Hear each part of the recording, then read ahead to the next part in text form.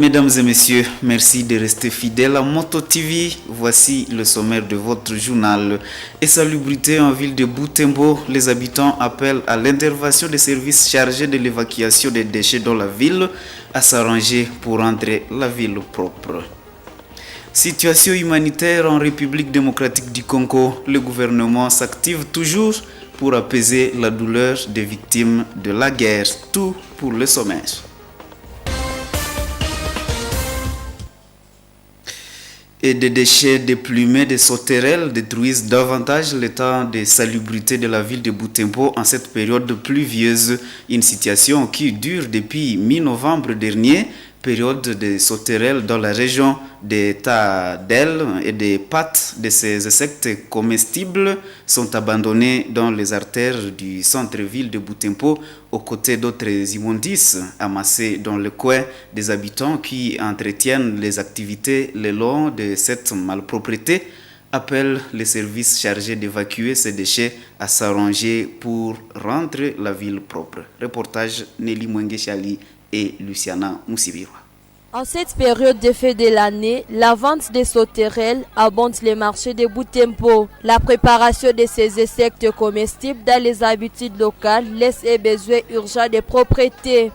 Des œufs et des pattes de sauterelles sont jetés en désordre à Kauntura, ici sur avenue de l'église. Ces déchets s'ajoutent à des montagnes d'immondices qui dégagent une odeur étouffante que respirent ces marchands.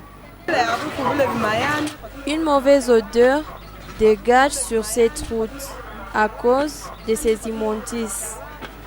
En même temps, ça encombre les passages. Les services d'assainissement évacuent seulement une partie de ces immondices chaque vendredi, jour programmé pour les travaux communautaires, les Salongo en ville de Butembo. Ce rythme d'évacuation ne permet pas aux habitants qui passent des journées ici de trouver un air respirable. Pourtant, il affirme qu'il paie une taxe perçue par les services de l'État pour des questions d'hygiène et assainissement. Ces vendeuses étalent leurs marchandises au-dessus de ces immondices. Ces conditions de vente exposent les consommateurs aux diverses maladies. Et malheureusement, l'État ne fait rien face à tout ça.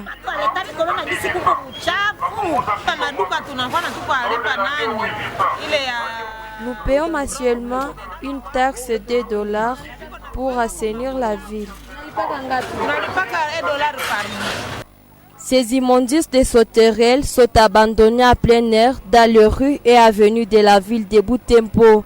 Suite aux eaux de pluie qui tombent à ville de Butembo depuis novembre, ces déchets dégagent une odeur nauséabonde et gênent l'air respiré au centre commercial. Et la situation humanitaire est alarmante en République démocratique du Congo suite à l'instabilité sécuritaire dans le Nord Kivu, à Ituri et ailleurs. Le gouvernement congolais se démène pour apaiser tant soit peu la douleur des personnes déplacées. Dans la communication du gouvernement de jeudi 1er décembre, l'on a déploré les déplacements des populations, l'enrôlement par force des enfants dans les groupes armés, des viols commis sur des femmes et des jeunes filles et autres situations qui dégradent les conditions humanitaires de la population. Commentaire Isabelle Wanga Hemuka. Le ministre des Affaires sociales a donné des chiffres alarmants concernant les déplacements de la population. Environ 5 millions d'habitants sont à déplacement sur l'ensemble du pays et vivent dans une précarité terrible. Dans sa communication, il a loué les efforts du chef de l'État entrepris pour améliorer les conditions humanitaires des personnes déplacées. Modeste Mutinga reconnaît par ailleurs que l'aide du gouvernement n'est pas à la hauteur de la souffrance de la population. Notre pays vit un drame humanitaire grave. Nous avons sur tout le pays un déplacement massif de plus ou moins 5 600 000 personnes. Pour la seule province de l'Ituri, nous pouvons dénombrer 1 600 000 et pour le Nord Kivu, 1 800 000.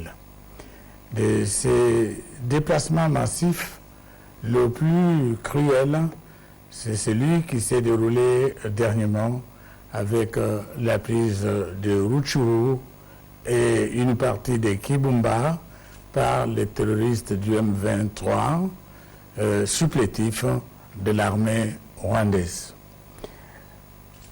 Le choc, les conséquences de ce drame font qu'il y a des milliers de parents, des milliers d'enfants, des femmes et des hommes qui errent sur les routes, qui sont dans la forêt et dans la brousse, qui arrivent parfois dans des territoires où il y a encore la paix, mais qui manquent d'abri, qui manquent de l'eau, qui manquent de la nourriture, qui manquent ce qu'il faut pour se faire soigner, mais surtout qui ont vu leurs enfants déscolarisés et qui les traînent sans solution pour leur vie future. Son collègue de droits humains a aussi évoqué la violation flagrante de droits de l'homme dans cette situation. Il souhaite que la communauté internationale suive de plus près ce qui se passe en RDC. Nous sommes en train de nous atteler et les éléments qui nous parviennent, des éléments suffisamment concordants et qui sont documentés et dont nous nous servirons le moment venu, attestent à ne point douter que les mouvements terroristes avec l'armée rwandaise qui est derrière ce mouvement justement enrôlent les armées et les enfants, enrôlent les enfants, les utilisent comme boucliers humains et les utilisent également dans des travaux forcés, outre le fait qu'ils s'adonnent à utiliser le viol comme arme de guerre. Cela est très grave sur le plan des droits humains. Nous ne cesserons de les dénoncer et cela est d'une extrême gravité et nous nous employons à enrichir le livre blanc que nous préparons, que nous documentons et la justice internationale devrait s'occuper de ces cas particuliers de violations manifestes des droits humains. Le ministre des Communications et Médias et porte-parole du gouvernement indique par ailleurs que le gouvernement cherche à tout prix à rétablir la paix et la sécurité au pays. Patrick Mouyaya précise que cette lutte s'est faite sur 4 fronts, notamment sur les plans diplomatiques, médiatiques, militaires et judiciaires. Et pendant ce temps, l'armée dénonce la violation par le Rwanda de l'accord du cessez-le-feu convenu dans le processus de paix de Luanda. D'après la communication du porte-parole de l'armée, les terroristes du M23 ont attaqué cette semaine une position militaire de FARDC et tué plusieurs civils par la même occasion dans une localité du territoire de Rutshuru. Rappelez-vous, le mini-sommet de Luanda du 23 novembre dernier avait pour objectif principal d'établir un calendrier de mise en œuvre des actions prioritaires en vue de la cessation des hostilités, du retrait immédiat du M23 des localités congolaises occupées et de la coordination du processus de paix de Luanda et de Nairobi. Le M23 continue à commettre des exactions sur le sol congolais alors qu'il avait jusqu'à vendredi 25 novembre dernier pour se retirer de la RDC. Suivez la communication du porte-parole de FARDC, le général Sylvain Ekenge. Les forces armées de la République démocratique du Congo portent à la connaissance de l'opinion tant nationale qu'internationale que, pendant qu'elle observe scrupuleusement le cessez-le-feu, conformément à la décision des chefs d'État prise au mini-sommet de Luanda du 23 novembre 2022, l'armée rwandaise et ses supplétifs des terroristes du M23 ont attaqué ce jeudi 1er décembre 2022 les positions des FARDC tenues par le 34 10e régiment d'infanterie à Kalima, à hauteur du pont sur la rivière Rwindi, dans le groupement Bambo, chefferie de Bwito, en territoire de Rutshuru. Cette offensive, déclenchée par les forces de défense du Rwanda, démontre à suffisance les intentions belliqueuses du pouvoir de Kigali, déterminé à saboter les décisions des chefs d'État de la sous-région, ainsi que les initiatives de l'Union africaine, des États de l'Afrique de l'Est et de la communauté internationale pour le retour de la paix et de la sécurité dans la partie orientale de la République démocratique du Congo. C'est pourquoi, malgré la feuille de route contraignante du mini-sommet de Luanda, aucun désengagement des forces rwandaises et des terroristes d'IM23 n'est observé sur le terrain. Au contraire, il est constaté un renforcement en effectifs et en matériel en provenance du Rwanda. En outre, face au refus des populations de se soumettre à leur dictat, les forces de défense du Rwanda et leurs supplétifs du M23 procèdent au massacre des civils innocents et sans défense dans le territoire de Rutshuru. Le dernier cas en date est celui de 50 civils congolais lâchement assassinés mardi le 29 novembre 2022 à Kishiché, localité située dans le groupement des Bambou, chefferie des Bwito, en territoire de Rutshuru. Plusieurs autres civils sont aujourd'hui portés disparus ou kidnappés par la horde des terroristes. Et les pourparlers du gouvernement congolais avec les groupes armés de Nairobi ont été suspendus jeudi pour certaines irrégularités. Les émissaires congolais ont exigé contrôle des matériels de prise de son et des personnes invitées à ce dialogue pour éviter des fuites de formation nécessaires et des participations frauduleuses. Découvrez plus de détails dans ce reportage de Giscard Koussema de la presse présidentielle. Parler de paix des Nairobi ont commencé à aborder des questions stratégiques. La vigilance tous azimuts de l'équipe présidentielle a permis de découvrir de grandes irrégularités. Sur le plan administratif, il se trouve des personnes sans mandat ni qualité ayant fait le déplacement des Nairobi, et sur le plan technique, il y a des doutes raisonnables sur les personnels et les dispositifs de prise de son et de traduction. L'une des preuves est que même le message de dénonciation de ces faits par les mandataires spéciaux du chef de l'État, Serge Tshibangou, a été volontairement sabordé. D'abord, administrativement, nous avons découvert qu'il y a des gens qui se sont glissés dans l'accréditation pendant qu'ils n'étaient pas dans la liste première qui était validée à partir de la RDC. Alors, dans le contexte que vous comprenez pertinemment bien, peut-être même mieux que moi, n'est-ce pas? Il nous est donc difficile de continuer à siéger, n'est-ce pas, avec des frères et sœurs qui sont peut-être des Congolais, mais que nous ne maîtrisons pas très bien. Ça veut dire que nous avions identifié les leaders de communauté, bien identifiés. Nous avions identifié les représentants des groupes armés qui sont également bien identifiés, mais il s'est malheureusement glissé parmi nous certains dont on ne sait pas trop s'ils sont groupes armés, s'ils sont sociétés civiles, s'ils sont... Donc, si vous pouvez nous donner un peu de temps, cet après-midi et cette soirée, pour pouvoir faire un certain nettoyage. La facilitation s'est donnée la nuit de ce jeudi pour corriger ce qui doit l'être. Ce vendredi, les travaux vont reprendre. Les pourparlers achoppent pour l'instant sur la manière dont le PDDRCS va s'y prendre dans l'opération de démobilisation, désarmement et réinsertion sociale.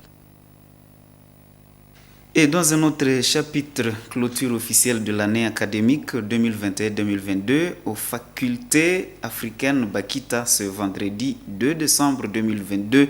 Les cérémonies de clôture ont été marquées par une séance de collation des grades académiques. Ces activités ont été ouvertes par une messe d'action de grâce. Delphé Weya pour le reportage. Tout commence à 9h30 dans les enceintes de cette université.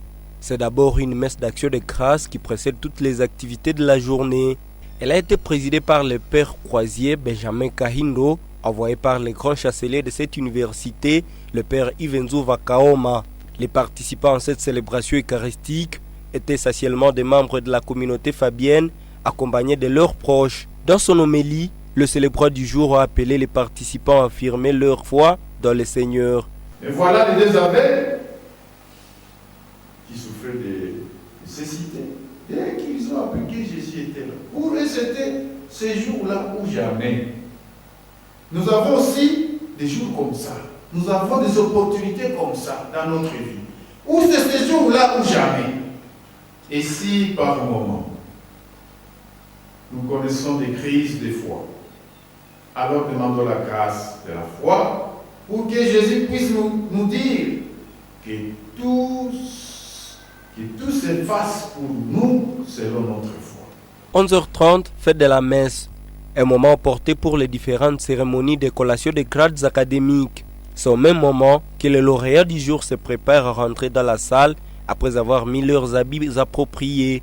À leur entrée dans la salle, les différents discours ont été prononcés par les autorités académiques des FAB. S'en est suivi la proclamation des résultats des lauréats par le jury. Ces candidats ont la jouissance de tous les droits attachés au grade académique obtenus conformément à l'ordonnance loi précitée. Les lauréats en toge ont été couronnés par ce symbole de toque sur leur tête. Ils ont aussi reçu des diplômes symboliques. Mythique, que vous devenez grand Dieu. Dans l'ambiance de la fête, c'était gentil. Et entre-temps, nous allons vous demander de regagner votre place.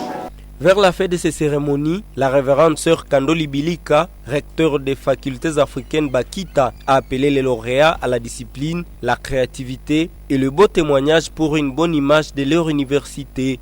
Chers lauréats et lauréates, s'il m'est permis de vous adresser des ultimes recommandations au moment où vous quittez cette prestigieuse institution qui vous a formé, je vous assure que rien de beau, rien de bon, rien de grand ne se fait sans discipline, sans rigueur. Eh bien, dans votre vie personnelle comme professionnelle, ne relâchez jamais cet idéal de discipline et de rigueur apprise aux femmes.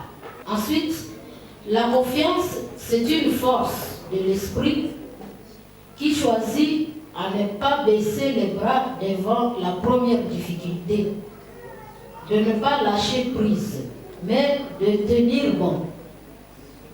La confiance à soi-même, la confiance aux autres, et plus que tout, la confiance en Dieu, maître des temps et des circonstances.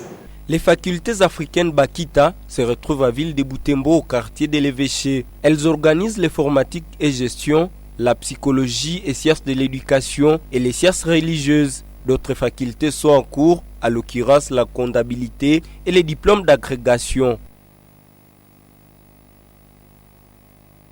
Poursuite du concours d'éloquence organisé dans certaines écoles secondaires de Butembo. Les activités de ce jour se sont déroulées dans la grande salle de l'Institut Kambali. Au programme, l'Institut Monseigneur Sikuli contre l'Institut Moutiri. L'Institut Moutiri l'a emporté par 69% devant l'Institut Monseigneur Sikuli. Reportage Myriam Betchitaouite rendu par Joël Tali. Tout commence à 9h30 dans les enceintes de cette université. C'est d'abord une messe. C'est l'hymne national qui ouvre les activités dans cette grande salle de l'Institut Kambali.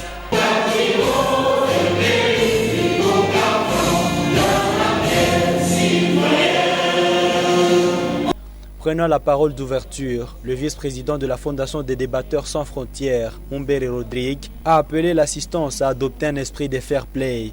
C'est une occasion pour moi d'appeler les deux équipes qui vont devoir s'affronter à avoir l'esprit du fair play, avoir également l'esprit d'équipe.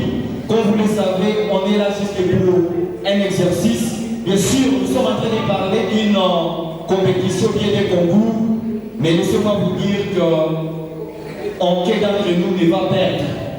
Ces activités se passent sous 3 étapes. Le débat contradictoire, l'orthographe et la conjugaison. Un débat organisé autour de la question: les groupes de pression et mouvements citoyens sont-ils des partenaires des agents de l'ordre pour la sécurisation de la ville de Butembo? L'Institut Monseigneur Sikouli a fait savoir que le groupe de pression et mouvements citoyens travaille à franche collaboration avec la police, car poursuivant les mêmes objectifs pour combattre l'insécurité. Les 10 groupes de pression et mouvements citoyens ont dans l'ensemble un but commun avec les agents de l'ordre qui est sans doute la sécurité de la population. Et donc il y a une certaine collaboration franche et légale entre les agents de l'ordre et les partisans des groupes de pression et mouvements citoyens. Une thèse rejetée par l'Institut Moutiri. Selon les représentants de cette institution, la présence des groupes de pression dans la ville est aussi à la base de l'insécurité. Les groupes de pression et mouvements citoyens n'ont pas le même objectif. Vous allez voir des groupes de pression et mouvements citoyens se battre entre eux. Et alors, après ça, ils se battent d'abord entre eux. Après, ils viennent se battre avec les agents de l'ordre. Nous ne pouvons pas cibler les gardiens qui sont mal réputés dans ces affaires. Et où est les mouvements citoyens et groupes de pression? Après toutes les étapes, le jury a procédé à la proclamation des résultats. Les résultats se présentent de la manière suivante.